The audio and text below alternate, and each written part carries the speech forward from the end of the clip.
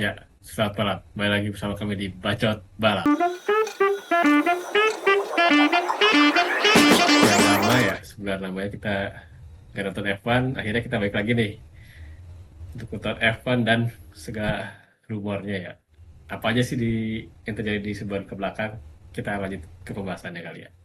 Oke, jadi kan sebelum summer break ditutup oleh kemenangan Lando Norris dan setelah summer break pun dibuka dengan kemenangan Lando Norris. Yang mana masih mungkin ya, masih mungkin kalau misalkan vibes-nya seperti ini terus ada kemungkinan Lando Norris bisa jadi ancaman juga buat Mercedes. Kalian kayak gimana tuh Lando Norris tuh? Bisa banget kan. Itu sesuai skemanya McLaren gitu ya. Meskipun chance untuk bisa perebutan WDC itu agak sulit itu ya karena telat panas si McLaren tuh. Cuma lihat dari performa McLaren yang semakin hari semakin membaik. Nah sekarang itu McLaren cuma kekurangan 1 poin doang nih yang perlu diselesaikan. Kalau 1 poin ini bisa diselesaikan, permasalahannya dengan masalah si tire degradation yang lumayan ekstrim gitulah itu bisa diatasi mungkin. Ya itu si Lando bisa gacor gitulah buat si Sares paruh keduanya. Cuman ya untuk sekarang karena dia belum mendapatkan solusi atas masalah itu, jadi masih ada nafas lah buat tim-tim lain. Terutama yang gue agak kaget itu yang awalnya gue prediksi paruh kedua tuh bakal gacor Ferrari, kok malah jadi McLaren. Nah sekarang jadi ya udahlah. Ternyata ancaman terbesar masih di McLaren musim sekarang buat ke Mercedes gitu ya. Iya sih. Sisi lain juga McLaren kan mesinnya sama ya sama Nah, Mercedes. Jadi ketika dia menemukan formulanya gitu untuk mesinnya, ya udah sih. Nah, jadi di ini disusul poinnya. Ya, bisa banget. dan yang gue suka dari Lando Norris sekarang mungkin Lando Norris udah nggak ada pressure ya. Jadi kalau misalkan dia mau menang ataupun kalah, ya udah gitu, be aja gitu. Soalnya dia udah pernah dapat satu WDC gitu. Jadi ya udah kita balapan no pressure aja gitu. Dan malah lebih stabil ya balapannya, malah lebih smooth. Malah apa sih kayak banyak terkalkulasi gitulah, jarang gurung-gusuh, jarang cepat ambil keputusan yang salah gitulah. Jadi lebih enakan aja lihat Lando sekarang. Malah lebih layak lihat Lando sekarang gitu kalau misalnya dia sampai bisa WDC dibandingkan musim pertamanya dia dapat WDC. Ini Iya, lebih momentumnya sekarang di Lando semua lah, enakan lihatnya. Udah Lando era tuh kalau kata orang-orang mah. iya dia apa ya malam-malam party, siangnya balapan gitu. Tetap menang aja. Iya. Kalian kalian pada pakai cincin, gue megang pialanya. Iya sih, emang lebih enak kayak gitu sih kayaknya balapan no pressure gitu ya. Gak ada beban, jadi ya kita lepas gitu balapannya gak ada pikiran apapun aja. Emang Bar, kalau gue mau tanya, tim mana yang balapan ada pressure kayaknya? Kayaknya Mercedes juga Itu banyak, banyak. Ferrari juga banyak. Ferrari sama Mercedes masih kejar-kejaran. Ada Oscar gimana, Pi? Oscar nih, yang GP kemarin di Hungaria yang awalnya gue agak khawatirkan, ternyata terbukti itu emang polanya deh. Yang dimana kan upgrade Hungaria itu, McLaren tuh udah dapat upgrade yang lumayan improve gitulah dibandingkan race sebelumnya. Cuman, kenapa Oscar malah kelihatan lebih kurang baik lah dibandingkan sama si Lando? Ternyata udah ketemu permasalahan tuh, katanya mah gara-gara driving style-nya yang gak cocok sama mobil regulasi sekarang tuh. Dan terbukti dari race kemarin juga Oscar tuh waktu awal-awal dia masih dapat pace yang oke gitu, masih dapat pace yang bagus, cuman di tengah sampai akhir dia tuh malah makin melambat si pace-nya teh. Dan terbukti ya itu gara-gara masalah pertama tim ordernya yang awal pit kan dia terlalu kelamaan lah, bisa 3,6 detik. Lalu yang kedua tuh ya gara-gara udah kesusul sama si Russell masuk ke deretan kekeretan gitulah, jadi ya ditambah stylenya yang agak kurang cocok lah buat softwarenya regulasi 2006 sekarang. Jadi ya Oscar bagi gua sih jadi pembalap mediocre deh gara-gara mobil dengan settingan sekarang. Jadi ya udahlah, gua harus banyak bersabar seperti Oscar aja. Ya udah, Oscar Piastri emang berarti nggak cocok dengan mobilnya, dengan regulasi tahun Iya. sekarang. Sementara Lando Norris mungkin lebih cocok sama regulasi tahun sekarang. Dan dia tuh kayak sebenarnya kalau wheel to wheel emang produknya masih kurang, cuman dia pure pace-nya di race lumayan. Jadi oke lah buat Lando Norris. Yang kedua ada Kimi Antonelli, ketiga Russell. Ini sempat tukeran posisi yang gua kaget ternyata Russell masih mau Nah, tukar posisi, itu agak jenggal. Nggak tahu kenapa, tapi ya oke lah mungkin tim playnya Russell oke gitu. Dan 45-nya Ferrari yang sempat adu bacot di race-nya sampai hari ini masih banyak tuh adu bacotnya tuh fans-fansnya Lewis Hamilton sama fansnya Leclerc. Iya, ya. Kok bisa gitu Kak? Ferrari bisa kayaknya semua divisi itu pada gak mau disalah-salahin gitu, pada punya pembelaan masing-masing. Jadi oh udah berkelibuk di situ masalahnya tuh. Gak ada solusi yang jelasnya. Eh dari Lewis Hamilton sama Leclerc emang dibagi dua strategi. Jadi mereka pakai dua strategi yang berbeda kan. Hamilton lebih long run kan, sementara Leclerc lebih dicepetin apa sih nama 3 pit stop, 4 pit stop gitu. Oh, banyak deh harusnya. Dan itu berakibat ke mereka akhirnya bertemu gara-gara pit stopnya yang lama dan Lewis Hamilton minta, ya udah Leclerc minta kan dia beda strategi gitu. Sementara si pit strateginya malah nyuruh Leclerc buat masuk pit bukannya nyingkah. Itu yang jadi masalah kan. Dan akhirnya terjadilah yang kata si Hamilton, ya kita buang-buang waktu tadi gara-gara itu Cen. Dan itu ngebuat rame banget di Twitter, Instagram. Kalau misalkan lu lihat komennya Ferrari, wah udah rame banget sama Lewis Hamilton sama Leclerc.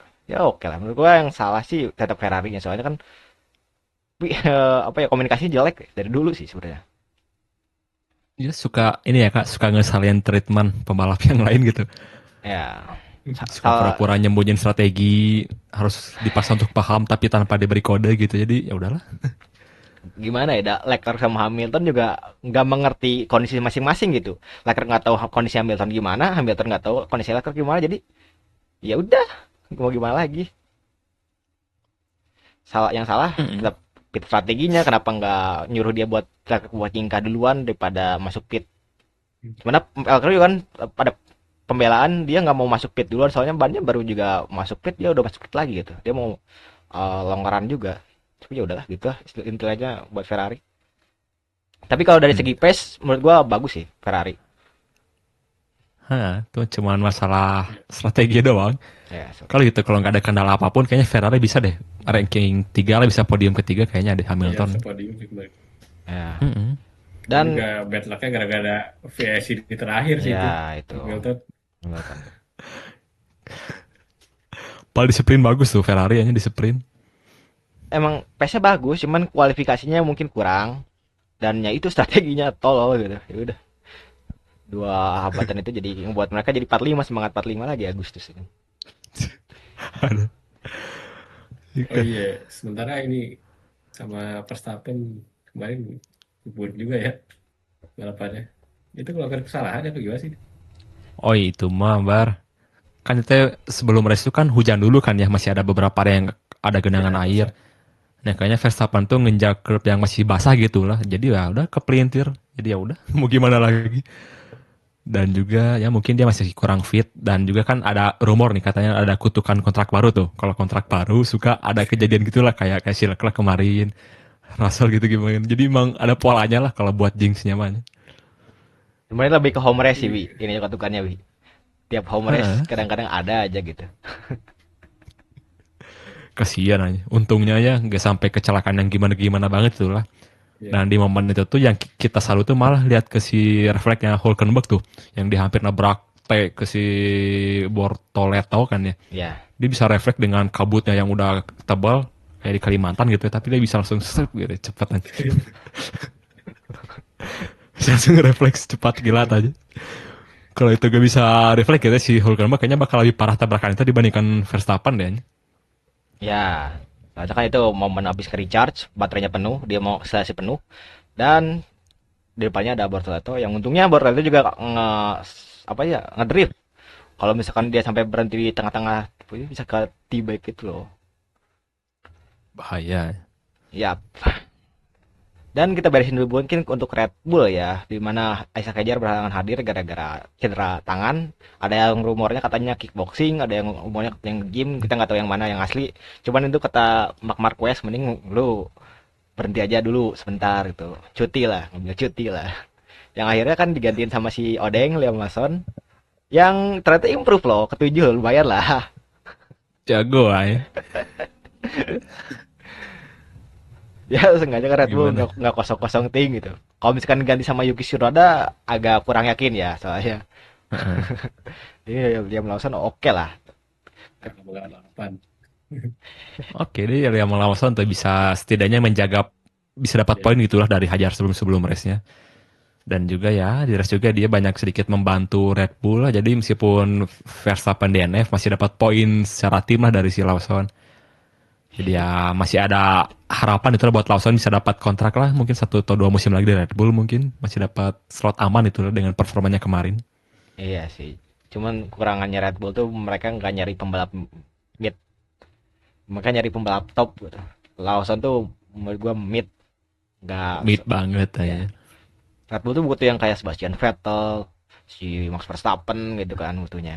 Sementara Lawson, Yuki Tsunoda, Hajar mungkin masih masih oke lah. Eh, kayaknya kayaknya Red Bull cuman butuh tuh kalau udah idenya mau pensiun baru nyari yang baru lagi. Kan Ya, sekarang ada rumornya kan Verstappen udah deal kontrak baru tuh sampai 2030. Jadi ya udah, setupnya bakal gini terus sampai 2 tahun ke depan. iya. Dan Verstappen juga ngomong kan, gua hampir pensiun cina. Belak-belakan aja. Iya, sama kayak kita aja kayaknya kalau misalnya kerja mau resign atau lanjut ya katanya. Oh, udah lanjut aja udah pernah nganggur gitu. Mungkin kayak gitu ya Verstappen juga. Tahu-tahu Betul-betul udah lewat 2 ditawarin gaji tahun aja. gede kan. Oh, Oh, gajinya gede kan. kalau kita gimana Kak? Iya. Ya udahlah gitu, bertahan dulu lah. Sengaja gak nganggur gitu. Verstappen tuh bayangkan ditawarin gaji 90, naik 90 juta tuh dari sebelumnya. Ya, Kalau di Kita yang nolak kalau gitu kan. kalau dikonversi ke rupiah dia bisa dapat semusim tuh 2,3 triliun semusim tuh. Sedangkan gaji saya cuma 30 juta.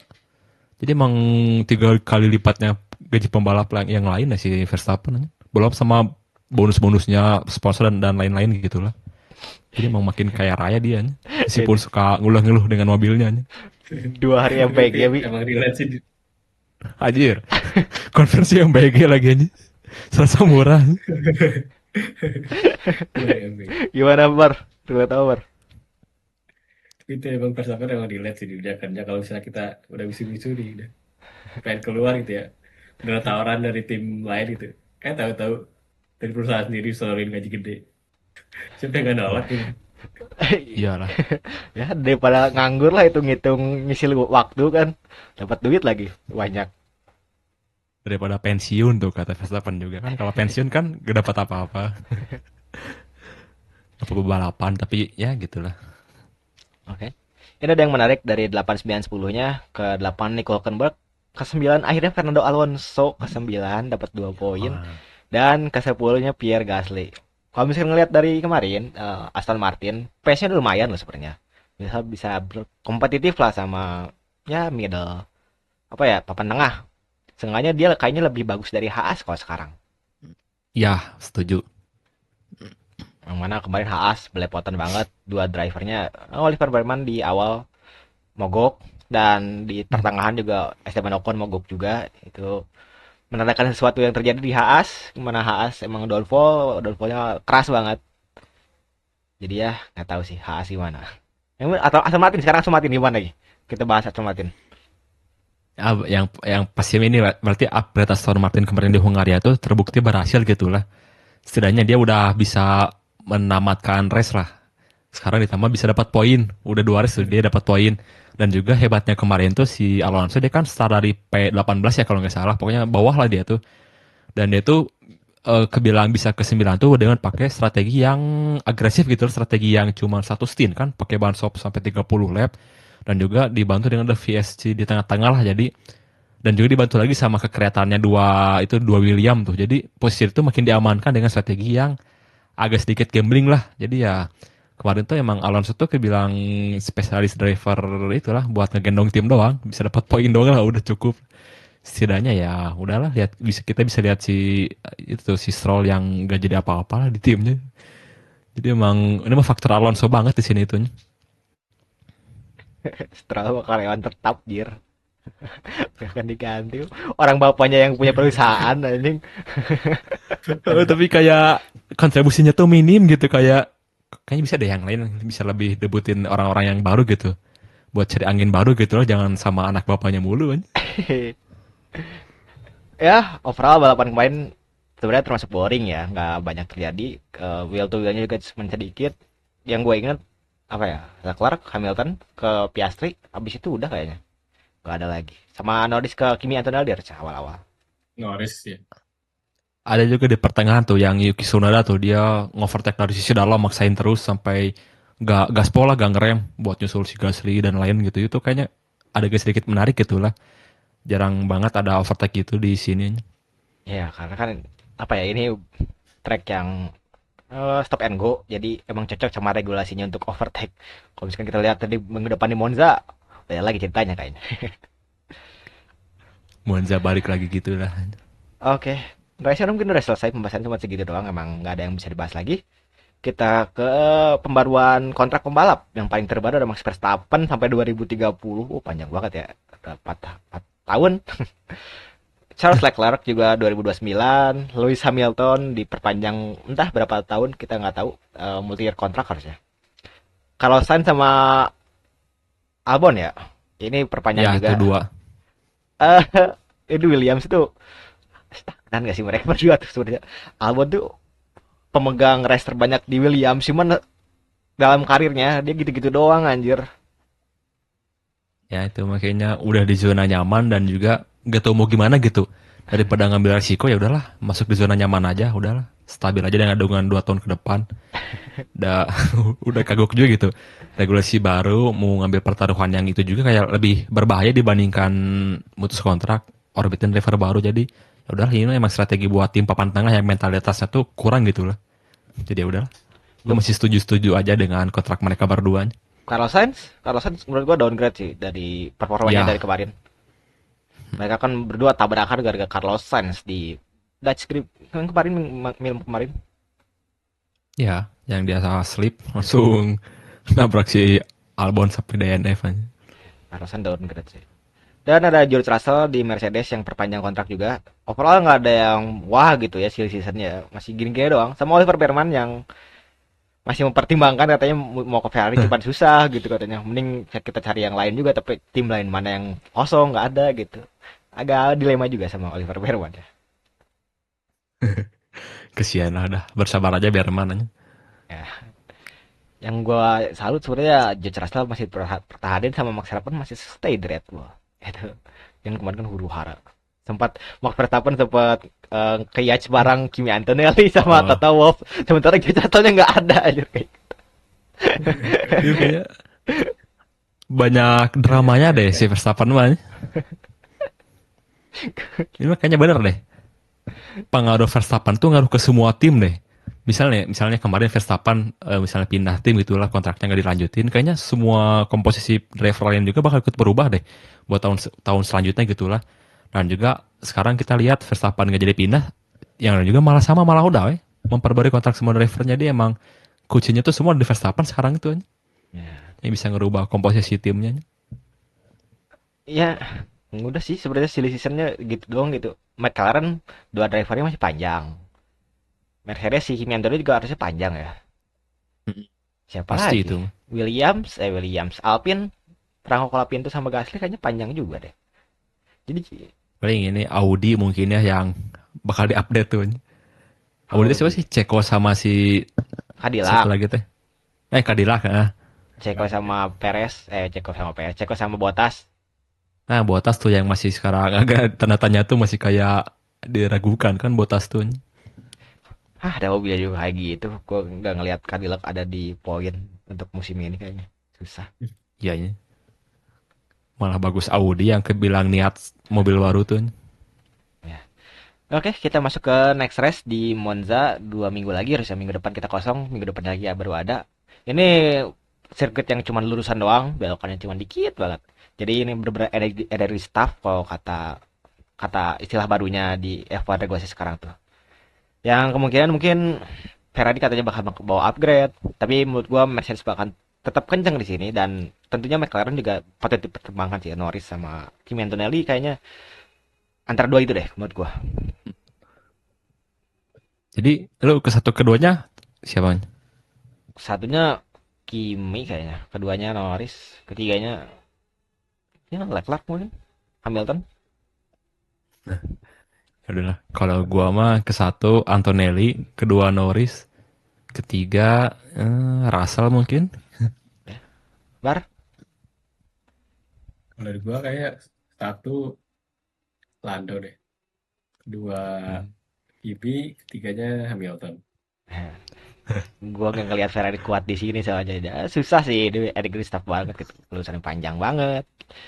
Meskipun ya ini kandangnya tifosi gitu ya. Gue berharap Ferrari menang sih sebenarnya. Kalau misalkan Kimi Antonelli soalnya di Itali cuman jauh dari tempat kelahirannya gitu. Jadi ini bukan di home race sebenarnya. Ya, ya. Kimi kan di Hmm. Bolonya, Bolonya itu lebih dekat ke Emilia Romagna di apa sih? Yang tempat kematian si Senna tuh, gue lupa. Imola, Imola. Mola. Nah, Kimi Antonelli lebih dekat ke Imola sebetulnya. Cuman kan oh iya kita masuk ke rumor lagi ya. Katanya beberapa GP yang di Timur Tengah bakalan nggak ada, digantikan sama beberapa di Eropa mungkin ya. Termasuk kan yang Malaysia udah di announce ada kemungkinan Imola katanya mau diadain lagi sama satu lagi apa ya gue lupa. Turki mungkin ya. Pokoknya satu lagi gue Turki lupa. sebelum ada info yang pastinya gitu, cuman itu kan Masih rumor. dipindah. Hmm.